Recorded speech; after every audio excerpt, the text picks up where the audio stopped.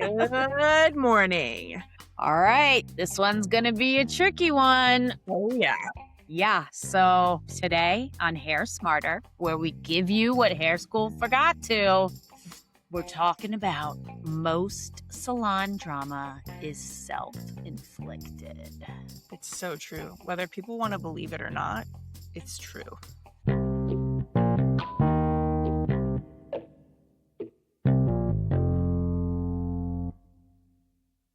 We're talking about a topic that might make some people want to turn this episode off like within the first 5 minutes, which I don't know if that's good for our thing, but they're going to want to do it. And honestly, if I had heard this episode 10 years ago, I probably would have been offended by it. Yeah, same. Because today we're talking about salon drama. And more specifically, the idea that a lot of salon drama is actually self inflicted. Now, before everybody starts typing comments, let's be clear. There are toxic salons, for sure. There are bad leaders, most definitely. And there are manipulative coworkers. And there are absolutely solutions where people are treated unfairly. Or situations. Yeah. Yeah. And you want to know what? We've both experienced these things, but that's not what we're talking about today. We're talking about that everyday frustrations that seem to follow some people everywhere they go. Yeah, it's the stylist who says, my coworkers are always against me. My boss never appreciates me, or nobody supports me, or everybody's talking about me. Listen, we've all said it at some point, right? And then these people move salons and somehow end up feeling exactly the same way. Yeah, different building, different coworkers, different managers, same story. Oh, so today we're asking a hard question. How much of what we call salon drama is actually being created by assumptions, comparisons, expectations, and stories we're telling ourselves? All right, so should we jump into this for anyone who's still listening and not taking this personally? Yeah. Let's start with like this pain point that almost every stylist has felt at some point. Have you ever looked across the salon and thought, ugh, why does she get all the opportunities? Oh, absolutely. Yes. Why does she get asked to do the photo shoots? Why does she get the stage opportunities? Why does she get all the new clients? Ooh. Why does management seem to love her? And if we're being really honest, most of us don't stop there, right? We start creating explanations. Yeah. Um, they're playing favorites. She's kissing up. She's getting special treatment. And here's what's interesting, psychologists have studied this for decades because it's not just in the hair industry. There's something called social comparison theory. Basically, humans naturally measure their success against the people closest to them. So, not celebrities, not industry icons, the people sitting right next to us. Yeah, because they feel like competition. Exactly. And the stylist across the room becomes a scoreboard. And when we don't understand why they're succeeding, our brain tries to fill in the blanks. Yeah, that is so true. I remember when I was teaching, and I remember this one person, I was trying to get a day off because when you teach on Mondays, you have Sunday and then some other day off in the week. And I wanted like Saturday off or something. And the manager gave one of the other teachers the Saturday off and not me, even though Mm. I had been teaching longer than this person. And I was just fuming and, like we talked about earlier today, ruminating. But I had no idea. I had no idea what was going on with the other person. It's just in Yeah. my mind, I was like, oh, this isn't fair. Of course, it was all about me, and what I wanted. And I just wasn't mature enough or like self aware enough to look at the big picture here. And I think that happens more often than not. Why do you think the manager gave that other person the Saturdays off that you wanted? Honestly, I don't know. Mm, I never fully investigated it. yeah. I think for me, it was just my responsibility to, like, clean up my side of the street. I was paying attention to how I was processing it in my mind and wasn't feeling, like, good about the whole situation. I mean, I know this episode is about other people and how they are, showing up for work, but it wasn't important for me at the moment to know. It was more important for me to just say, "Hey, Sarah, this is not working for you, so get your shit together." It's not about you, it's about what they're doing. Yeah, and like you said, you didn't know, like, the whole story, right? Like, you were No. focused on what you wanted and what Yeah, you thought made sense, and maybe, I don't know, maybe they were staying late, maybe they had to take care of their kid, maybe they were volunteering or taking classes or asking for opportunities, like, that nobody else had asked for, you know? yeah, Um, I think one of the hardest lessons we learn is realizing that effort isn't always visible, right? and Yeah. neither is preparation, neither is sacrifice, and neither is the work that people do when nobody else is watching. I mean, the truth is, comparison creates resentment because we're comparing our behind the scenes feelings, thoughts, efforts to someone else's like highlight reels, right? Yeah, yeah, it's so true. Like, how many times have we mistaken effort for favoritism? Yeah. Yeah. I mean, it's really true, right? Like, I can remember I was at a small salon after I had left Bumble and Bumble, and I went to go work there, and they had hired me to be the education director, but also a stylist. And, it was in a different neighborhood, and New York's all about like convenience. And so I was trying to like build up my clientele as well as doing the education stuff. So, I was staying late for meetings. I was coming in on Mondays. I was like doing my job, like, especially with education, more than I think was expected. Like I put in a lot of effort. I was doing it on my days off. I was writing curriculum. I was doing all these things. And I was trying really hard. I was pushing social media in the salon at the time. That wasn't such a big thing. Then there came an opportunity for someone to get a write-up. I can't remember what magazine it was at the time, but it was still, like, a big deal to get, like, a write-up about being one of the best stylists in New York, and the owners had given it to someone else, someone who complained all the time, someone who had a nasty attitude, someone who never wanted to show up to classes, all the things, right? And I was like, "What the actual fuck is happening?" And I got so mad because I was like, "Are you kidding?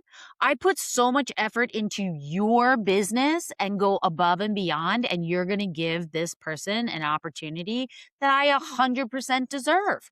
Right? And I was very mad about that, but I also didn't wanna be the person that went to the manager and was like, "Hey, hello? Like, what are you doing?" Right? I thought it was favoritism, but Mhm. like when I actually look back at it, there were two owners of the salon, and one of them I talked to about it eventually and was like, "Why did you do that?" And his answer was so simple. He's just like, "Well, we need to spread the wealth. Like, you are getting paid to do education as well as be in the salon, and this person Mm. doesn't seem to be super happy, and we want her to stay, and like she does great work and all this other stuff, and la la la." And I was just like, "Oh, okay."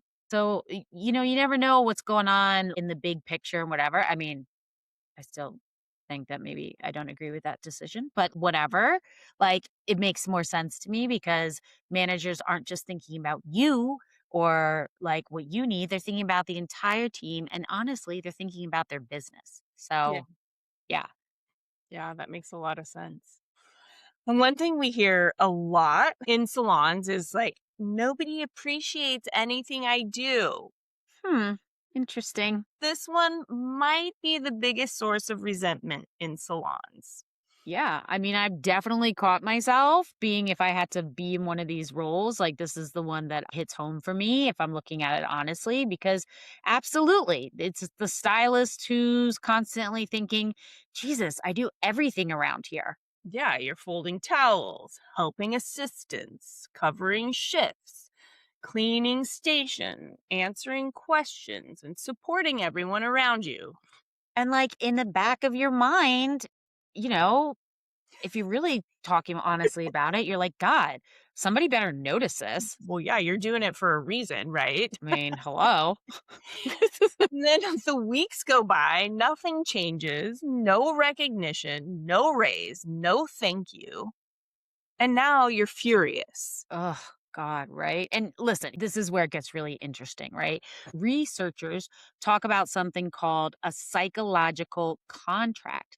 It's basically an agreement that we're making in our own heads. The problem is nobody else knows it exists. Yeah, like if I'm loyal, they'll reward me. That's funny. How many times have you told yourself that? I mean, Like I've many times. 20,000 at least, Yeah. right? Or if I help everyone, they'll help me. Oof, that is Or something that I live by. if I work hard enough, somebody's going to notice. And when those expectations aren't met, like it doesn't happen, we actually feel betrayed. Yeah, even though nobody actually promised those things to us. Ugh, right? So, Well, like, that's one of the things when I was telling you about that story earlier is that it's funny. You can feel really underappreciated or unappreciated.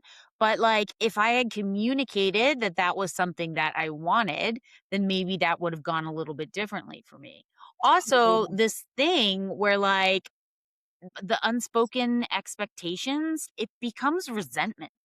So, like, you can't expect someone to read your mind and you can't expect someone to know this quid pro quo. Like, if I do this, they'll do this. Like, you're making that assessment on your own. And there has to be two people to agree when there's some kind of contract, right?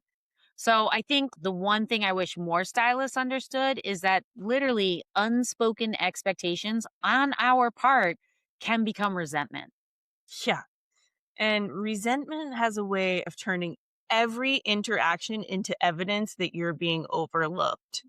One of my favorite phrases that I learned recently is like, get out of your head. It's a really bad neighborhood. That's a good one. That is a good one, right? Because Hmm. that neighborhood, like people, in your head, like, are you being ignored? Are you expecting people to read your mind? Right? Yeah. Yeah. Can you think of a story about when this kind of happened to you where like you got a little resentful about something that was like just in your head? Oh, this happens every day. It's Yeah. like the stories I tell myself about kind of every interaction that goes on in my life.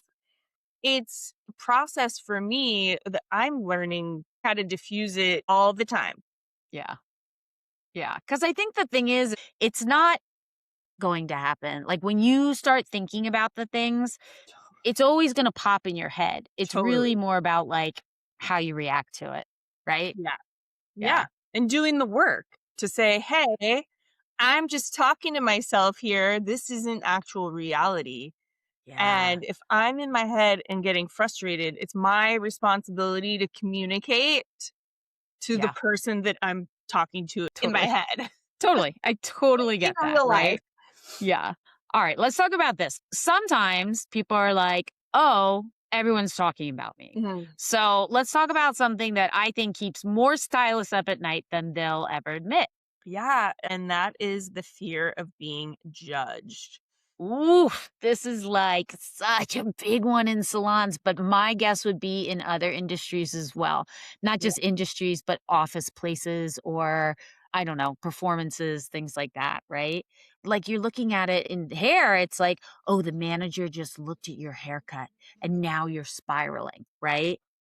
Yeah. And somebody didn't comment on your Instagram post and now Mhm. you're spiraling. Yeah. A coworker seemed like really short with you. Now you're spiraling. And suddenly you've created a whole story. Yep. It just keeps going. And listen, psychologists have something to say about this because this is not, unique to hairstylists. This is human nature. They call it the spotlight effect. So research shows people dramatically overestimate how much attention other people pay to them. Yeah, because it's kind of hilarious when you think about it because everybody's walking around worried about themselves. Yeah, exactly. They're like worried about their paycheck. They're worried about their clients. They're worried about their mistakes. They're worried about their insecurities. Meanwhile, we're convinced they're analyzing us. Yeah, like you're the center of attention and everyone is watching every single Yeah. thing that you do. Can you think of a story or a time that you thought someone was like upset with you and then later, you know, that they were actually dealing with something completely unrelated? Yeah, I mean, not in a salon setting, but like recently Mm, I was with a friend and her friend was around and I guess I just didn't feel like I was getting what I needed or getting enough mm, attention. And I think I ruminated and spiraled about it. And mm. then I kind of like called her out on it. I was like, "Well, what's happening? I just feel like I wasn't like a priority. I didn't really feel like I needed or was wanted to be in the situation." And she was like, "Oh my god." Not at all. She's like, "I'm so sorry. I have this friend in town. I've been busy. Yeah, I live in a one-bedroom apartment. Now I have a guest. A lot's yeah. going Oof. on. I'm trying to organize the week of events and all the things." And I was like, "Oh, yeah, it's not about me." Yeah. Yeah. But it's good that you like communicated that because then it just Uh, dissipates, right? yeah, yeah, for sure. I mean, communication's key, right? Yeah, totally. And I mean, I get it because one of the most freeing realizations in my career was that most people actually aren't thinking about me nearly as much as I think they are. Yeah, thank God for that, right? Yeah. Okay, so this might be the most controversial part of this episode. I can't wait. Let's do it. Okay, if every salon you've ever worked in was toxic, at what point do you start looking at the common denominator? Yeah, that's really uncomfortable to look at, Because honestly. listen, toxic salons, they absolutely exist. We've seen them, right? Yeah, and we've left them. For sure. But we've also seen stylists leave 5 different salons and somehow find the exact same problems every single time. Same conflict, different address. And it's like there's a little honeymoon period and then it's full force ahead, Yeah. right? Yep. Yeah. So, research on workplace conflict consistently shows that people who avoid difficult conversations experience more long term stress and workplace tension. Why? Because nothing ever gets resolved. Yeah, and instead of having one uncomfortable conversation, we have 5 awkward conversations with every coworker that we can find to tell our story to. And instead of setting a boundary, we get a little resentful. Yeah. And instead of asking a question, we make an assumption. I mean, I think I can think of when I was working at one salon, well, when I was working at Bumble. I was a teacher or an educator and a stylist, and they had just launched their business classes. It was like for salon owners, and I really wanted to take the class. And the salon manager was like, "No," and I was like, "What do you mean?" Like, "I'll take vacation, or you don't even have to pay me for vacation. I want to take the class." And she was like, "No, that's not meant for you. It's meant for salon owners." And I got really resentful about that because I really wanted to take that class. And like, who gives a fuck? Of course I can take that class. Like, what? You know? And I told every single person, and then we were in the back room, and then it got more and more dramatic, and like, oh my God. And this manager is being such an asshole and like gatekeeping and all the other things, which may or may not be true, right? But later on, many years later, I realized that maybe I just wasn't receiving the boundary or the feedback well. Maybe Mhm. that class wasn't for me. Would I have done that as a manager? Probably not. I'd let anybody take whatever class they wanted to. But maybe there were things that, like, if I'm teaching something else, they didn't want to bring in this content that I learned in this class, or maybe the salon's losing revenue if I'm not in the salon for a week or whatever it is. I don't know. But I have noticed that, like, over a few salons, when I'm told that, like, "Oh, you can't do something," and it doesn't seem like a good reason, I don't like that, you know? I Yeah. mean, I don't think anybody likes that, but I really get a little huffy and puffy in my head, for Mhm. sure. So, Yeah. like, I have to, as an older person who works for myself and then, works with you with this, I have to be mindful of being like, "Okay, let me hear them out, ask questions, and then go from there because my priorities are not everyone's priorities, Right. and that's okay." Yeah. And understanding the big picture. Yeah. Yeah. Totally. Because a beast like Bumble, there's so many moving parts. And as a hairstylist, when I worked there, I probably couldn't comprehend all of the systems that they had in place, right? Yeah. So I can tell you about a time I worked in a very toxic environment. The reason why I feel like this was a toxic environment was because there were two owners and a manager, Mm, and the owners were creatives, okay. stylists, and the manager overseed all the operational stuff. Manager was not happy. I think she had, some stuff going on for sure. I don't think she was happy in her position or happy with leadership, all the things. So, what was happening in a day to day situation was she was expressing her unhappiness and her uneasiness in her position, in her role, unhappiness with leadership. And she would tell the staff and the clients. And it just Oh. was not a good place to be. I just felt like from the top down, things were not run well. Mm, And that makes a big difference, you know? yeah. And Yeah. things were not being addressed. This person was allowed to, I'm going to call it infect, because that's what Yeah. happened. And I remember every Monday before Tuesday, I would start getting anxiety. When I would walk to the front door of the salon, I would get like, I Yeah. would have a hard time walking in to this space. Mm, And that's how I truly knew stuff just was not good there. There was not good energy. It was not ran well. And maybe I shouldn't say this, but you know what I mean? It was what it was. I learned a lot from that situation. yeah. I need to really make sure that I listen to myself because those feelings I was having of anxiety and panic and just almost like a recoil feeling, Oh, I should have listened to myself. I yeah. should have been like, this is not a safe place for me to be in because Yeah. I'm an empathetic person. And so this person would always like dump all of the salon business on me, all of the things that were happening outside of the business with their personal lives, with their personal bank account.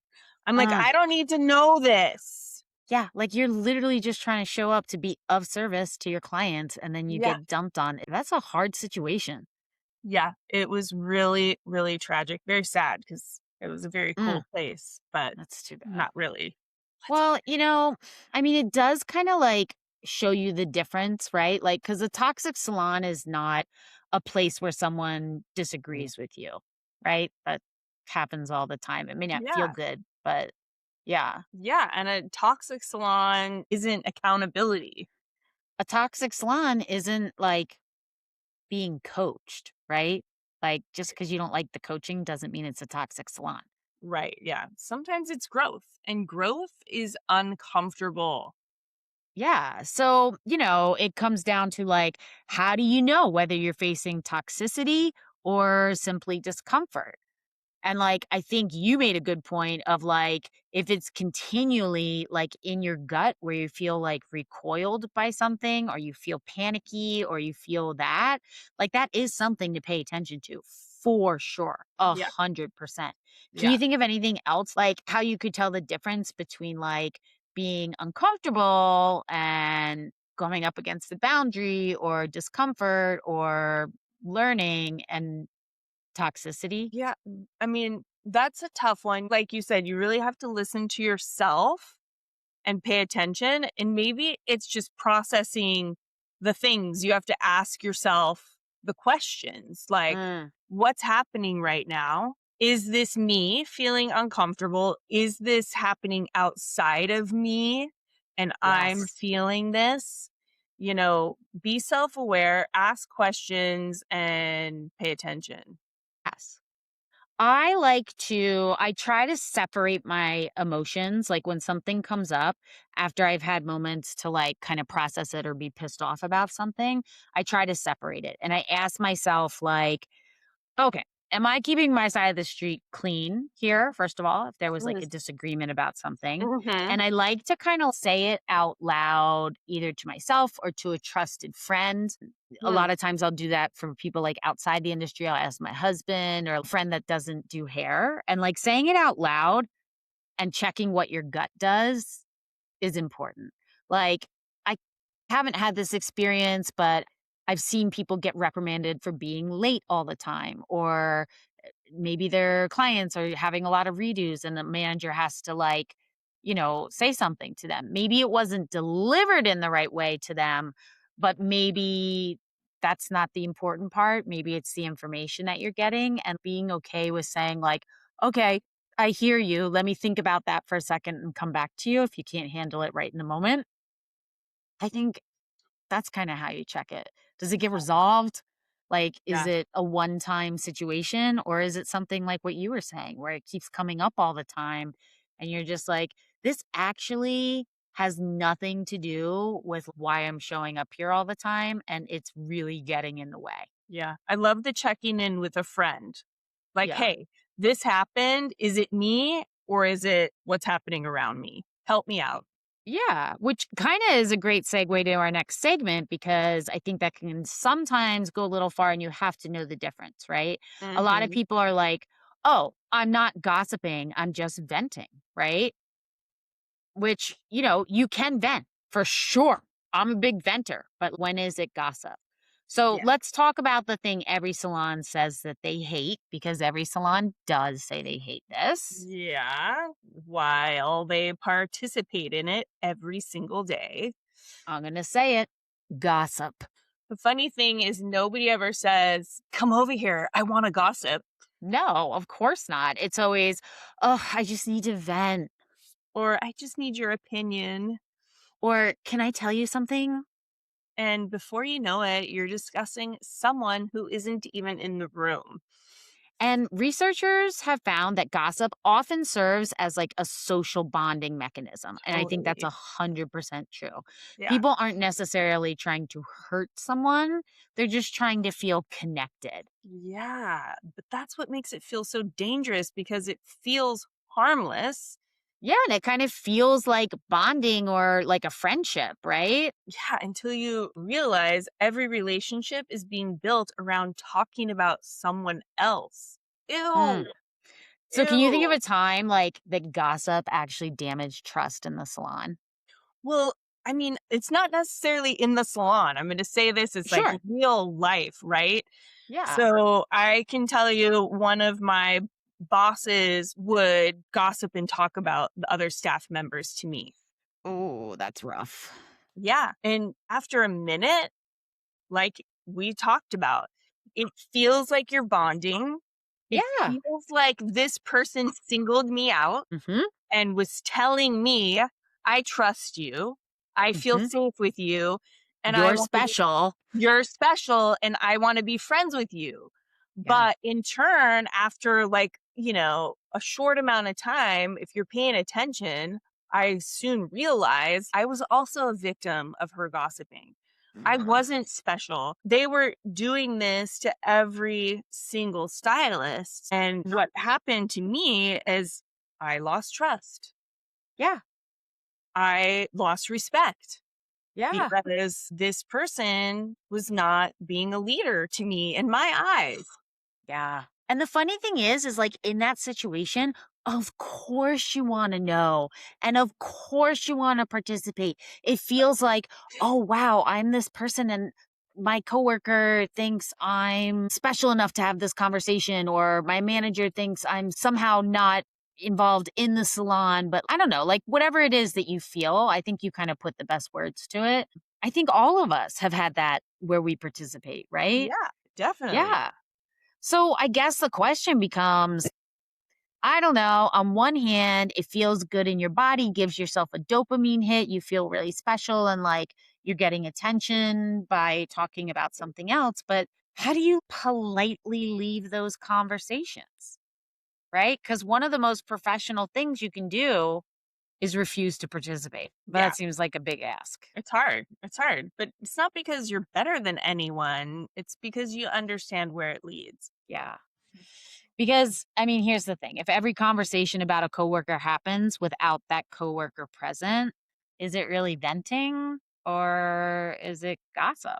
Because, like, in my personal opinion of 30 years doing hair, of playing like a high level elite sport before that, being on a team, like, it starts out as gossip and I feel special and like all those things. But eventually it turns into a problem every single time. There hasn't been a time that it hasn't turned into a problem, right? Yeah. Like, why are we talking about someone who's not there? Why aren't we going to the source to ask, what is this? And expressing our boundaries or thoughts about that. Like, it never ends well. It doesn't feel good at the end. So, why do we continue to do it? Yeah. And how do we leave those conversations? I mean, what do you think is if somebody approaches you and does want to talk shit about the salon, the manager, the owner, whatever, a client even, which is so Yeah. unprofessional to gossip about clients when they're in the salon. I actually learned this skill with clients first. So when I left Bumble and went to a new salon, every single client was like, "What happened? What is it?" La la la, la," right? And like, I'm not gonna lie, the first few times I was like, "Yeah, they fucking suck. I didn't want to be there anymore. This is why." Blah blah blah blah, and get had like my list of reasons, right? But I started to check in with my gut, and I was like, actually, I don't really like how this feels. Mm-mm. Bumble, I had grown out of it, but it doesn't make it like the people there are bad people. It's a company. Like, it is what it is. It didn't fit with like who I wanted to be as a stylist anymore. And that's it. Yeah. Right. Yeah. Like, that's the real truth. Whatever my feelings were about it and resentments about whatever, who cares? That doesn't matter. And so I kind of like changed my thought on that. I was like, you know what? I actually don't want to do this. I want to keep it professional. I was just like, yeah, I kind of grew out of it. It was a great place to like start my career in New York. And I just kind of wanted something smaller or whatever it was. Yeah. But that felt much better to me afterwards than the, oh my God, they did this and I did this. And I can't believe, like, why? Because then you know what you're doing? You're just literally reliving all the feelings and thoughts you had when you're starting at a new place. So now the new place holds that energy, right? Totally. So I learned that leaving the conversation or redirecting it actually works really well for me. Yeah. So, Yeah. keeping it broad. Is this someone that I would talk to about something really personal? If it's not, then I'm probably not going to get into like gossip with you. I may be like, oh my God, that's crazy. Or how does that feel for you? Like, oh, Hmm. they did that. Oh, that's funny. Have you talked to them? Like, it kind of put those types of things in the way so I don't really have to get into it. And, Yeah. at first you feel like you're missing out, but like, are you? What are you missing out on? Nothing. Nothing. You're there to do your clients and like, be with them. So Nothing. be with them. Yeah. I What about like you? What do you do? I mean, I'm a redirector. If something happens in the salon with like a coworker, it's kind of harder when you have a more intimate relationship with somebody to like get away from it because you're there, you're in the space with them all the time. But I'm always like, that's interesting. I'm like, anyway, what about, can you help Yeah. me with this? Like, actually, I don't have time for this right now. I'm working on this client, especially if it's in the salon, I turn it around back on work, Yes. because that's the fastest way. And luckily, we work fairly quickly in the salon. It's a timing, we're on a schedule. So I don't have time For for that. that right Yeah. now. Yeah. 100%. And it happens the most when things are slow in the salon. When that Oh, back yeah. room is like I don't know. If I owned a salon, there would be no back room, I'll tell you that much right now. Yeah, so true. Yeah, that's crazy. It's crazy, right? I don't know. I think venting and gossip, like, if this is not someone that you would trust to call, on your day off about something and then I probably wouldn't get into the gossip. It's not a bonding thing. I know it feels like it is, like you're close, but it really isn't. If there's a problem with a person and you're talking shit about another person, like, just go to that person. Why do we want to make this an all day thing where you're talking to other people about it and getting their opinions and they're like, yeah, yeah, and cheering you on? Because you want to know what? When you do have that real conversation with the person, I bet all those people aren't there behind you cheering you on with your bold statements or whatever. It just isn't that. So Yeah, and go have the also the conversation person with that's the being person. talked about doesn't deserve all this, like, negative energy Mm-mm. directed towards them, because Yeah. God knows they probably feel it. Yeah, they do. I'm sure they do. Right. Yeah. It's interesting. Well, I think as we've gotten older in this industry, one thing has become really clear. Yeah, most drama doesn't start because people are bad. It starts because people are human. Yeah, we compare, We assume, and we keep score. and I mean, honestly, we all avoid hard conversations. Yeah, and we create expectations nobody knows about. And then we wonder why we're frustrated. So here's the question we want to leave you with. What if the salon drama isn't just happening to you? What if you're participating in it? Not intentionally or not maliciously, but through the habits we talked about today. Because once you recognize your role in that cycle, you can finally break the cycle. Yeah, and that's where the real growth starts, not just as a stylist, but as a professional and in your personal life too. I mean, it's true, right? If this episode kind of like hit something for you, or if you think about it with your own team, like share it. Share this episode with your team. Why not? Make sure to like and subscribe so that more hairdressers like you can start talking about the hard stuff. Yes. And thank you for joining us. Hair Smarter is available wherever you get your podcasts, and we give you what hair school forgot. So we'll see you next time. All right. Let us know what you think. Bye. Bye.